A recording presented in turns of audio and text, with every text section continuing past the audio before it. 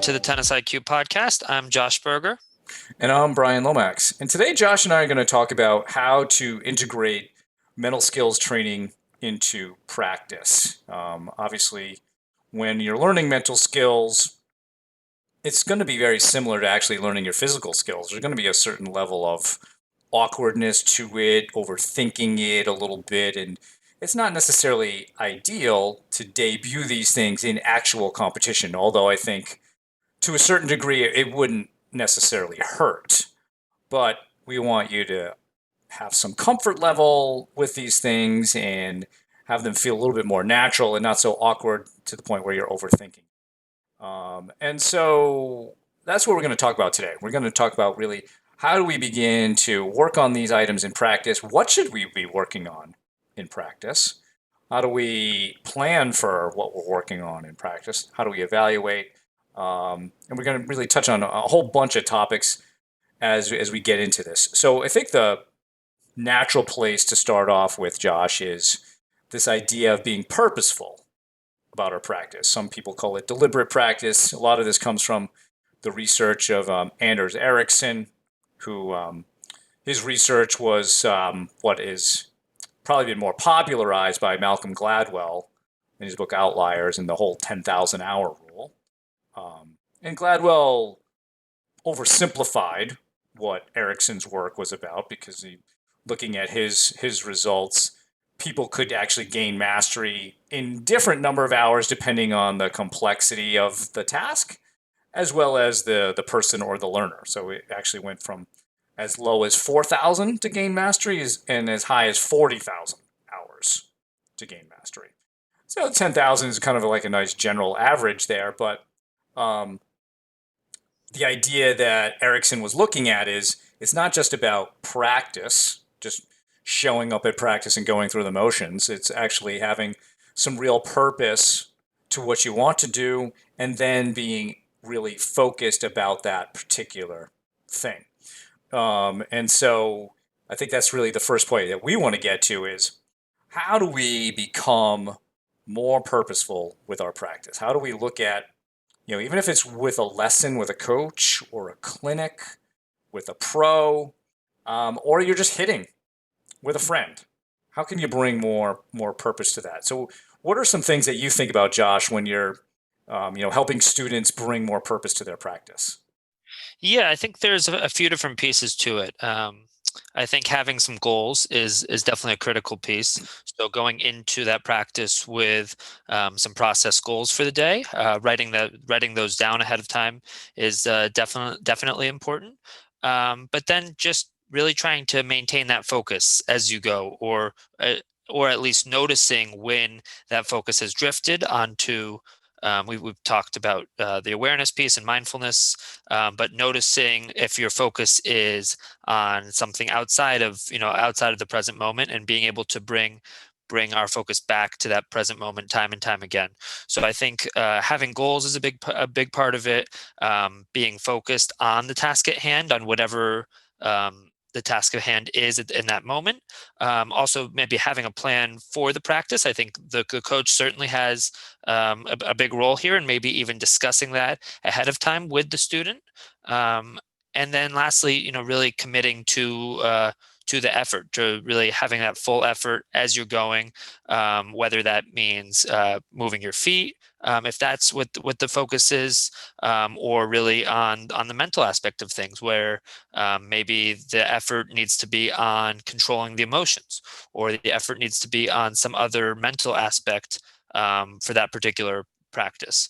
So I think there's definitely different pieces in terms of making sure that practice is purposeful, such as having that plan going into it, such as making sure that the focus, if even if it does waver, is brought back time and time again. And yeah, I think that the last piece is that communication between the player and the coach, to make sure that they have that common goal, and to be able to sort of be able to see the finish line or see where you're trying to head with the skill. So if you're trying to practice, let's say, you know, the approach shot, this isn't just a player hitting approach shots time and time again. There's a progression that's taking place of, okay, are we maybe we're starting with feeding. Okay, then we're putting it into a point situation. Then we're keeping score.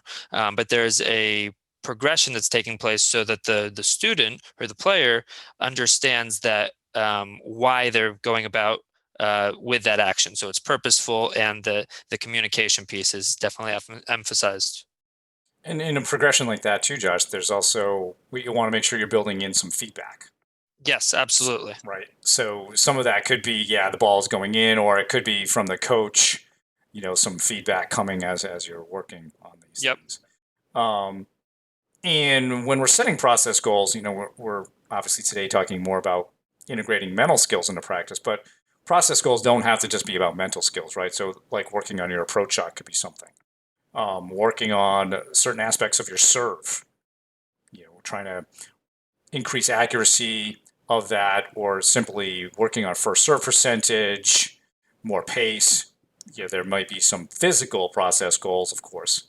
And I think the whole piece of, all right, why should we do this? I mean, I think the why should be, we could even refer back to Eric Buderak's TED Talk on, dreaming small.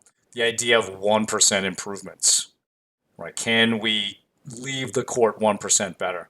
One great way to do that is to make sure that you're very specifically focused on certain aspects of your game. And we want to make sure that it's, I think, a pretty small number, right? 2 to 3 things probably is the most we should work at. Otherwise, we may be a little bit too generalized across the board. So if we can be looking to get a little bit better. I may have told this story before too. Another great attitude I think that you can have with respect to purposeful practice is from the former NFL head coach Herm Edwards and former defensive back for the Philadelphia Eagles. In the book Toughness by Jay Billis, who's a college basketball analyst for ESPN, who's a great college basketball player at Duke. In his book, he talks about Herm Edwards and his attitude toward practice, which was, what am I going to get from practice today? So going into it, knowing that these are the things that he wanted to get out of it, that he wanted to get from it. And he said that attitude helped him become an all-pro NFL defensive back, because the people that he was competing against, more often than not, their attitude was just getting through practice. So how many times have we all kind of felt like that? Hey, I just need to get through the next hour and a half or the next couple of hours.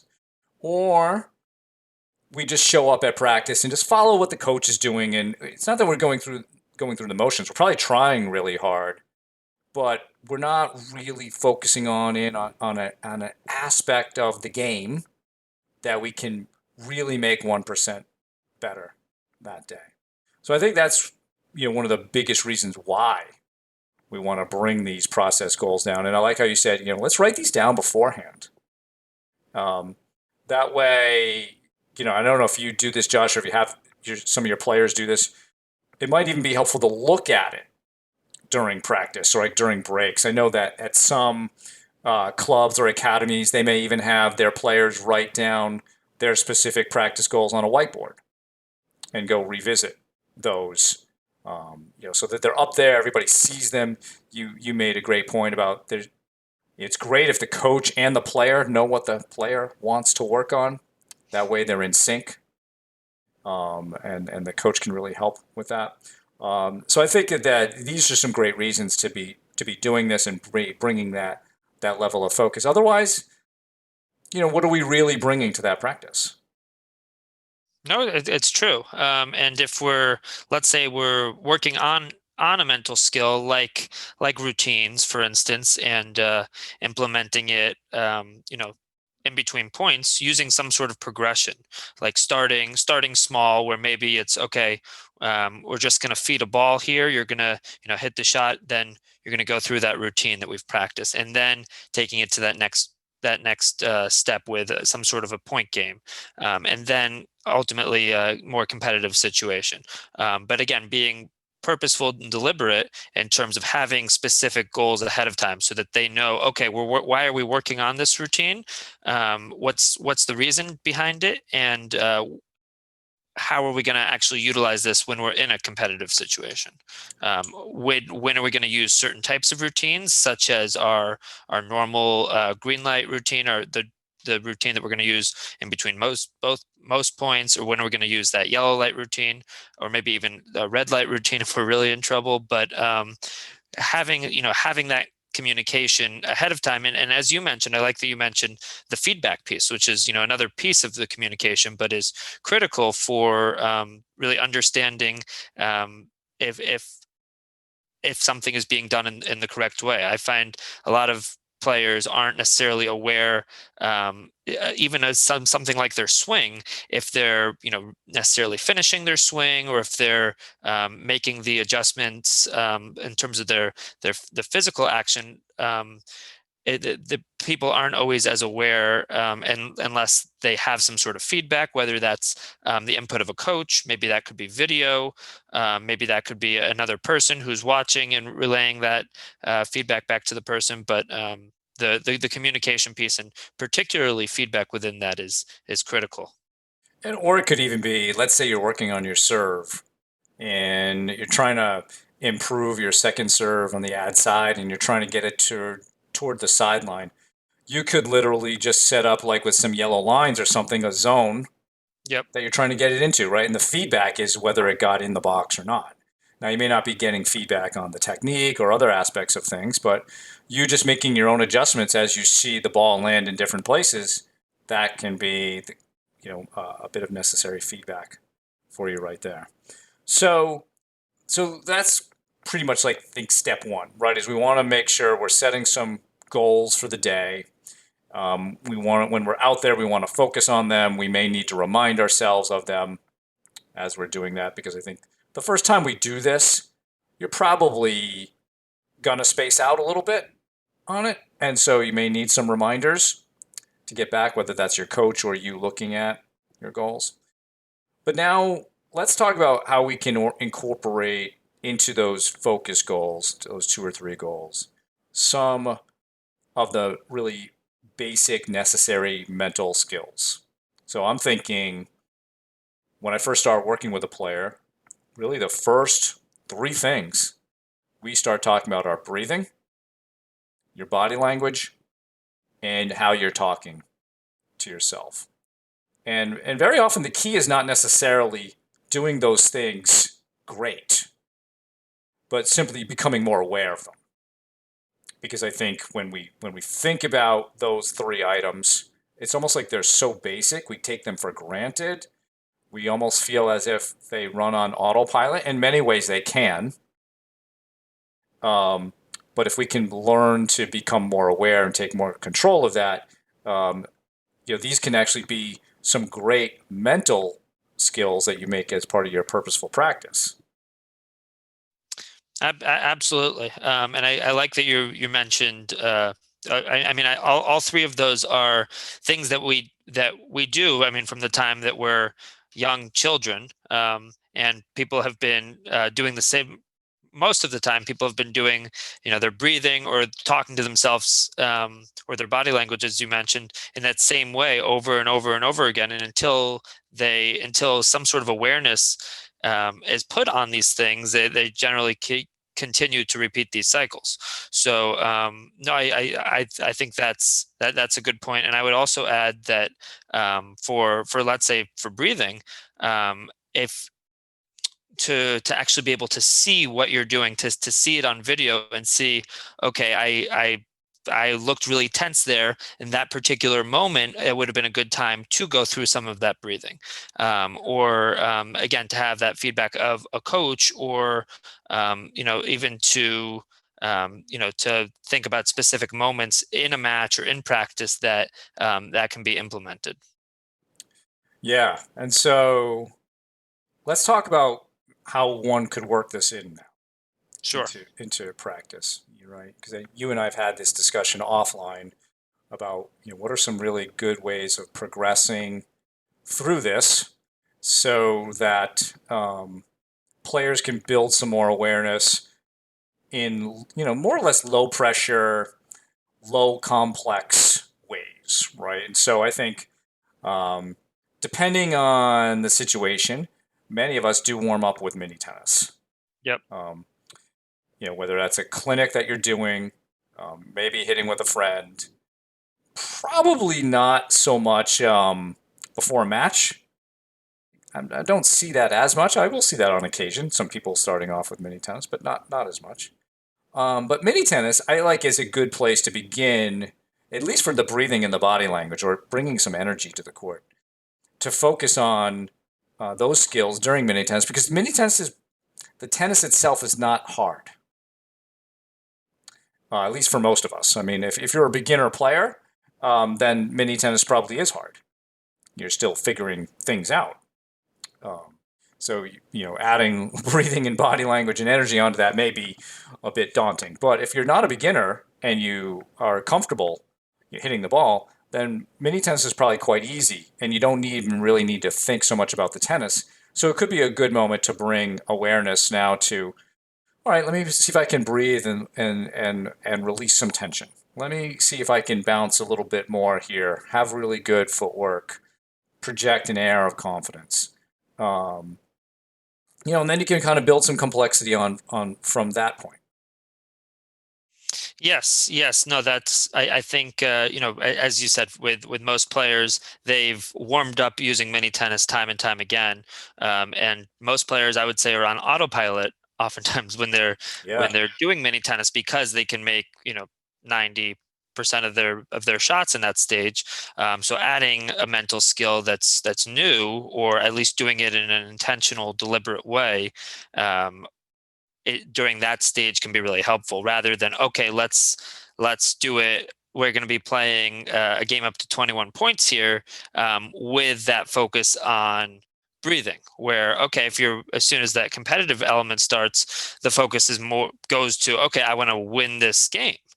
So it's tough to do both at the same time unless that skill has really been ingrained from that basic stage.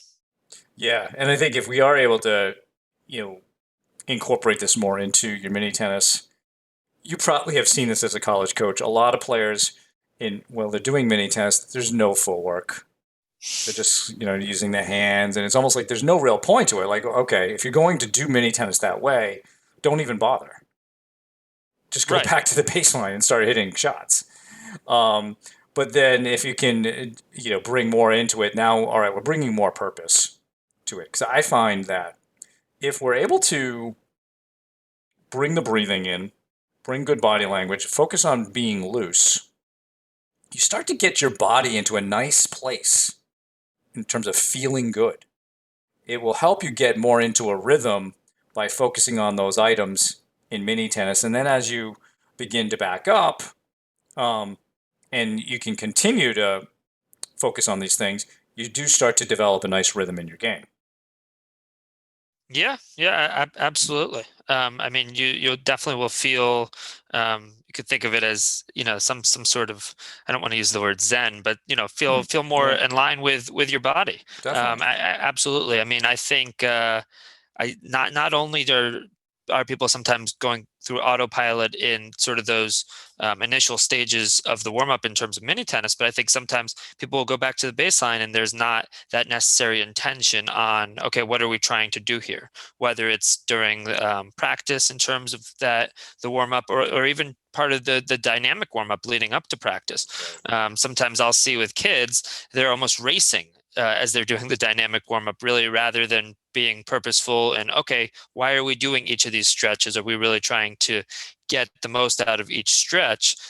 Sometimes I see that, people are trying to just win the race or be the fastest one. So I would agree that by slowing things down and making sure that each step of that warm up, or part of that, that those first few minutes of practice, which often is mini tennis, is deliberate, and especially incorporating breathing, and especially making sure we're moving our feet, and some of these things that may seem like minor details, is going to set us up for having a better practice, and is going to give us the best possible chance to get 1% better, or to achieve whatever those goals are that we have for ourselves or for that player on that given day. Yeah. I think I probably should have mentioned this earlier, but I think actually another good goal to focus on in mini tennis is watching the ball. Yes. We've talked many times about, bounce hit or seeing the spin of the ball. This is a great opportunity for you to get your eyes warmed up. Mini tennis is a great time to do bounce hit. It's nice and slow, nice and controlled. And then something I like to try to do in mini tennis, I'll see what you think of this, is I try to hit every shot to the center line. Like I try to actually hit the center line. So I'm giving not only am I doing all those other things, but I'm also now hitting with a little bit more purpose and control. What do you think of Yeah. that?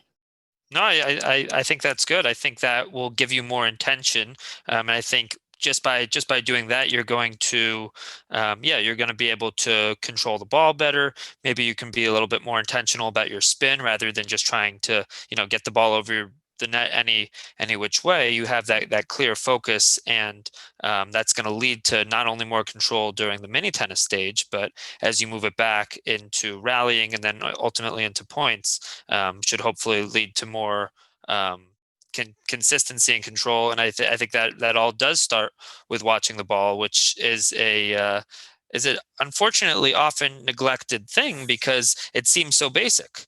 It's, when talking to a player, and I have this conversation regularly, watching the ball seems like the most elementary thing. Of course, I'm watching the ball. How else would I be hitting it? But often it couldn't be more common for players to take their eye off it. Where if you watch somebody like Roger Federer and you see pictures of him where his head is still down on where he made contact with the ball, even after he finished that portion of the swing, it emphasizes how important that watching the ball is. And I constantly see that when players really make that conscious effort to watch the ball through that point of contact, and again, things like bounce hit really make a huge difference here. Or I think we've talked a little bit about gaze control. I know you've uh, worked with players on that, Brian. But starting with things like watching the ball, or moving our feet, or being intentional about the control and really where we're aiming, is going to lead to greater dividends through the rest of practice. And that is going to, just starting with intention those first few minutes, is going to lead to a definitely a higher quality practice. Yeah, cut down on errors. When we talked to Coach Bill Tim and about his corrective methodology, you know, watching the ball was the first question. After you make an error, did you make solid contact with the ball? And Yep. if the answer is no, the correction is watch the ball and emphasize your follow through. And that probably takes care of a large percentage of our unforced errors. Because even hitting it late is really probably not making solid contact with the ball, and so yeah, by bringing these like little very basic skills to the beginning of our practice, you're warming them up now for when you do move back to the baseline and you start to do more complicated things with your game that will need more of your attention. And so I think if we were to design a practice, right, we could start off with this mini tennis piece, then maybe move back to a 60-foot line if they have it, um, or halfway between the surface line and the baseline, and then back to the baseline. And so what's happening in that progression is the tennis is becoming a little bit more complex, right? Because we're adding distance between the players. Um, but we're still trying to maintain that focus on the basics: breathing, body language, watching the ball, feeling loose. Doing all of that really will set you up to feel, like you said earlier, maybe not quite a Zen moment, but will feel like kind of in sync, a little bit more aligned. We'll feel like that ball is really, like our racket head is really flowing through that ball, accelerating through it. And to me, that's like the point of the warm up, is to get to that place. And maybe that's something we need to share with the audience, is what is the point of the warm up, Josh?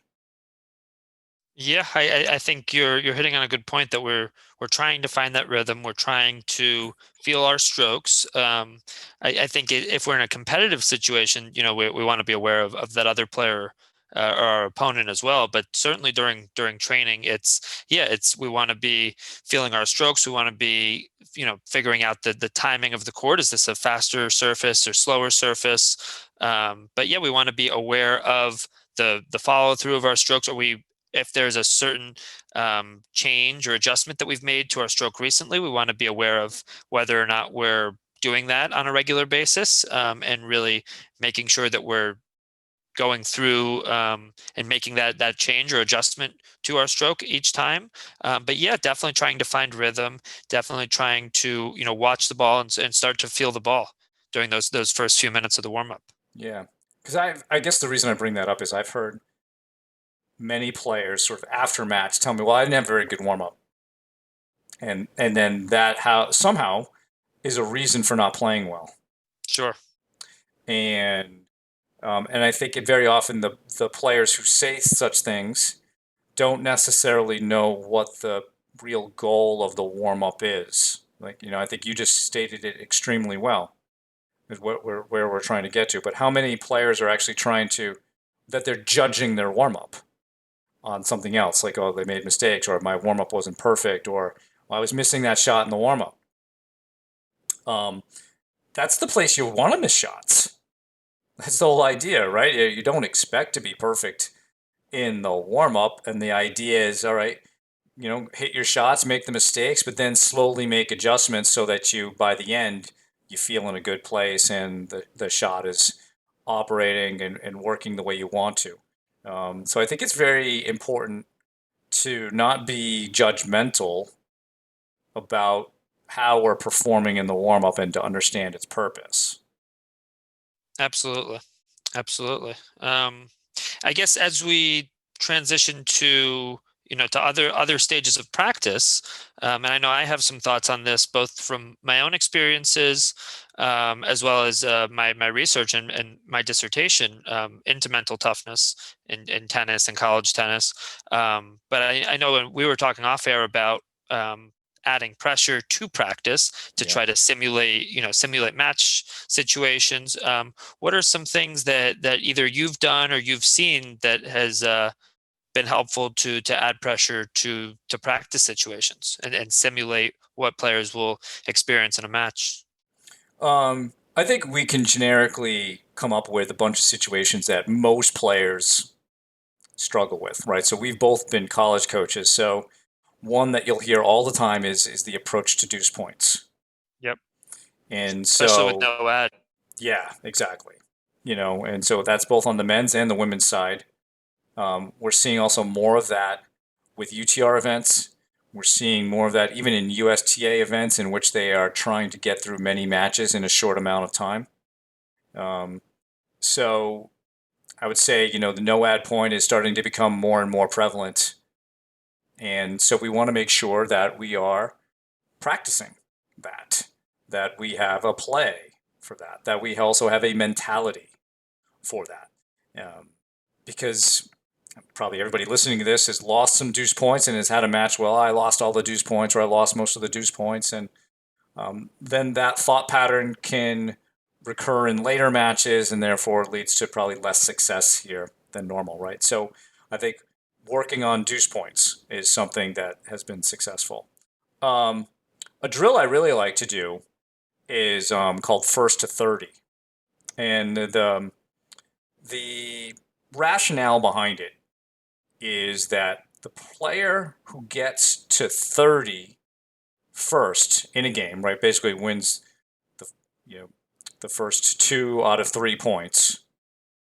That player statistically wins that game about 80% of the time. So the game, by playing first to 30, we're putting a lot of emphasis on those first few points in a game.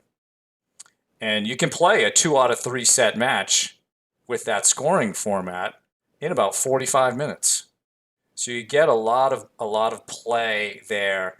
And what I like about that is it gets players, especially when they're serving, to really pay attention to those first couple of points of their service game. Now, when you're serving, this is especially true in men's tennis, um, you're more likely to win the game. And, the probability of winning the game, like when you're up 15 love or 30 love, is very, very high. And so we're really taking advantage of that is we want to get off to those good starts in games. So that's one game that I really have liked doing. And you get, like I said, you can get a 2 out of 3 set match done in 45 minutes or less.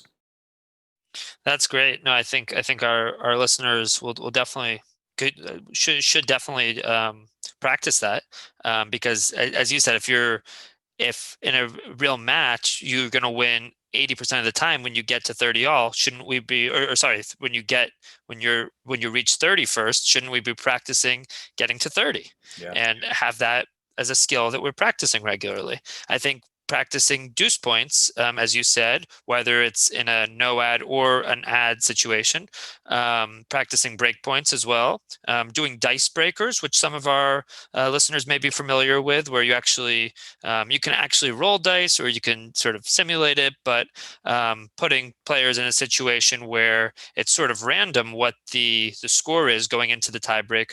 So one player typically has the pressure of having to close out the tiebreak because they're ahead, and the other player is sort of fighting back and trying to claw back into the tiebreaker. Maybe you roll the dice and it's 6-2 to start, and you're going up to 7. And is one player has the four set points, or simulating that experience of having those set points and trying to close it out, where the other player is in the opposite situation. But actually, from my dissertation, where I interviewed 11 college coaches, this was actually the biggest theme that came up. That we want that in order to build mental toughness, coaches ought to find ways to increase pressure and to simulate match environments. Because if we're practicing in sort of a loose way and sort of this anything goes type of way, and then all of a sudden players are in stressful, high pressure situations on match day, then they won't be ready for it, unless they've really gone about the process of learning how to play in these types of situations and practicing them. And I think there's no way to be 100% in terms of really simulating everything that's going on in a match, in terms of the fans, in terms of that extra bit of pressure, in terms of the incentives of winning and losing. But there's a lot that can be done in terms of, okay, can we actually add an incentive here? And I think there's creative things that players can do to have some incentives with other players, or coaches can do as well. But to try to do whatever we can to simulate pressure and simulate a match on the practice court, I think is going to serve players best. Yeah. And, not only incentives, there could be some consequences. We don't, probably be careful about some of that with respect to punishments or whatever. But, we do, because, real match, we often feel more like we have something to lose. And so we want to try to recreate some of that. Um, other types of things that these can be done more maybe in team environments, but giving players the option to say cheat once in a set, so that the other player has to learn how to deal with that. Those types of things. I know we at when I was at Bryant, we did some things with having guys cheer for one player versus another, so to create some crowd type Mhm. of some pressure there as well. So yeah, you can get creative and try to build in these things, because as you said, um, this is what successful college coaches have done. This is how they've built mental toughness in their players. And if you look at maybe the opposite of what those guys have done, what would the opposite be? It would be strictly doing drilling. Maybe all right, we're having players hit cross courts and down the lines. We're working on our volleys from a stationary position, just taking overheads, hitting serves, and never really introducing, and that's what we would call maybe more blocked practice, but never introducing the variability that one needs in a match situation. And so while block practice has some purpose to it, it's not like we should never do those types of activities. But variable practice, bringing all of these things in where you have to use all of those skills together to create points, pushes learning and improvement much more so than you just working on these things in isolation. So I think that's another reason that we want to start building in not only these types of pressure training pieces, but simply playing more matches and playing them for real, right? With the right attitude, playing them with the same routines we'd like to use in competition, um, which means changeovers. So, let's sit down on the changeovers and take some of that stuff seriously, do what we would do in a normal match. And that I think can be a struggle for a lot of players, is to take that practice match with their friend or their teammate that seriously. Um, but if you're going to really improve your game, that's what I think you need to do. I would agree, and I think you've made an important point. Maybe it was in our conversations, but what really we're practicing here is competing, and that skill of competing and of being a great competitor. I think sometimes with teams it can get a little bit tricky in that a lot of the players are very close, and they're friends, or maybe they're roommates, or maybe there's some personal dynamics between players. There generally is, but it doesn't need to be about one player beating the other player. It can be, if this is practice time and we're a team, let's both practice the skill of training for match day, of competing, of doing everything that's going to make me the best possible competitor when we're not on the practice court, when all of a sudden the match is on the line, when all of a sudden we're playing for our team. Yeah, I think that that's an important point. I think the other thing with teams, and since we've both worked with colleges, we've seen this very often. They feel they're being judged about what position they might be in the lineup, or whether they're in the lineup or not. And so I think as coaches, it behooves us to make sure that we're setting the right context for why we're playing matches. Um, that maybe some matches we do want to count for, we're thinking about the lineup, but for a lot of the other ones, it should be no, we're just practicing competing so that we can, play this team coming up much better. Um, I mentioned to you earlier, I've worked with some college volleyball teams in the past, and um, I would go to their games and I would see that a lot of times at the end of sets, the quality of play would disintegrate. Not just one team, both teams often would have that problem. And then I'd go to practice, and I remember going to practice, a few days a week for this one team, and I decided to approach the coach that next week, and I say, yeah, I noticed you guys never play any sets, and the biggest problem the team has is like when it gets to 18 all, they don't seem to know what to do. So when are you practicing that? And it took a while for the coach to get her head around that. But eventually, she understood that a big part of being a great volleyball team, as well as being a great tennis player, is learning to navigate the journey, and then we'll bring it back to tennis, from 0 to 6. And there's a lot of situations that can pop up on that journey that you need to practice being in, need to have the right mindset, need to know how to use your mental tools, breathing and body language, watching the ball, having the right mindset. And if you're never, practicing that journey from 0 to 6, it's going to be very difficult for you to be successful when it really matters, right? And so by doing this pressure training, this simulation, practicing stressful situations, practicing more matches, it begins to feel more and more normal. So it's almost like you're developing this self-belief and self-efficacy of like, oh, It's not like I've never been down a set and a break before. Yeah, come back before from that. Whereas if you've never really experienced that, you're kind of freaking out. I don't know what to do in this situation because I'm rarely here. I've never overcome that situation.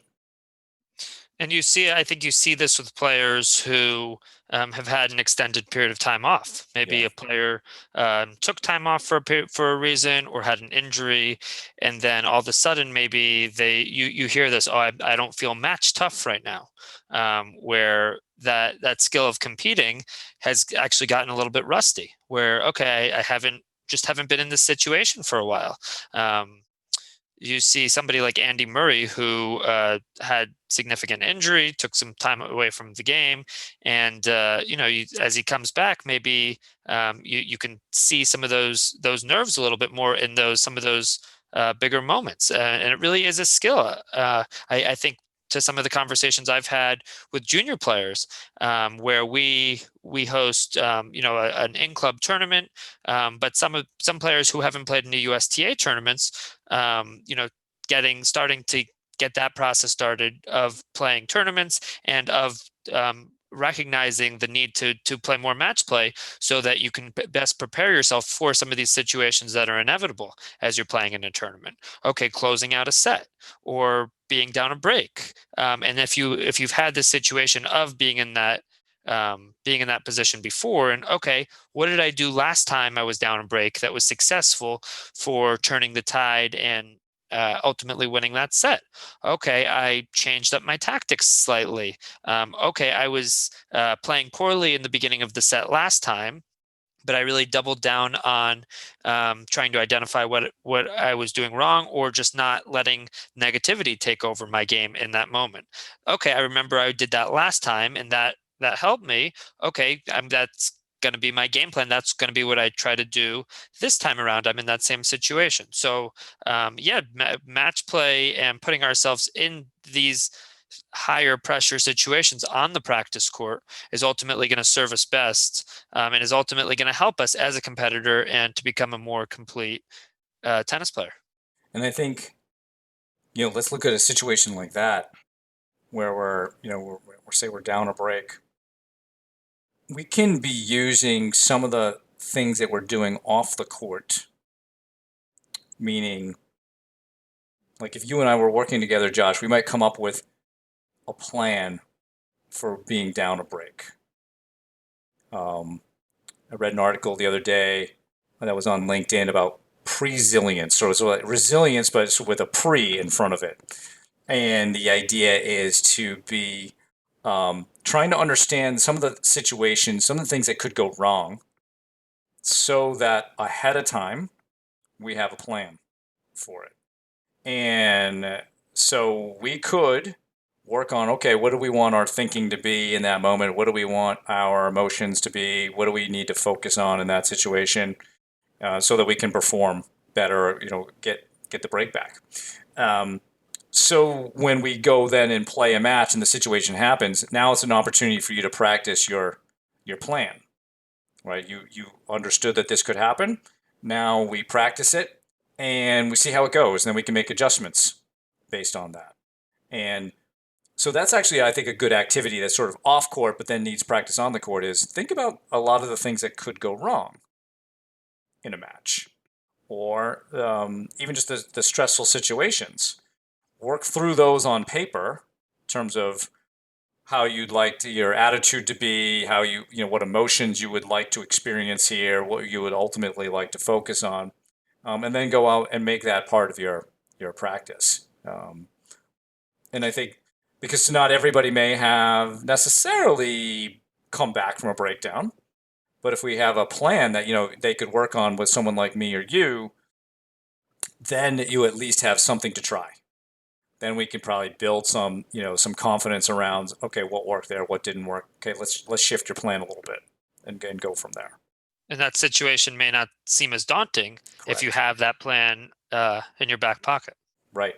Yeah, exactly. So I think, trying to work all these things together into how do you actually get them onto the court, because a lot of the mental training certainly is off the court, but we want to make sure we're using these tools um, when we're actually out there competing. Absolutely. Absolutely. So, is there any last things, Josh, that we should bring up with respect to mental skills in practice?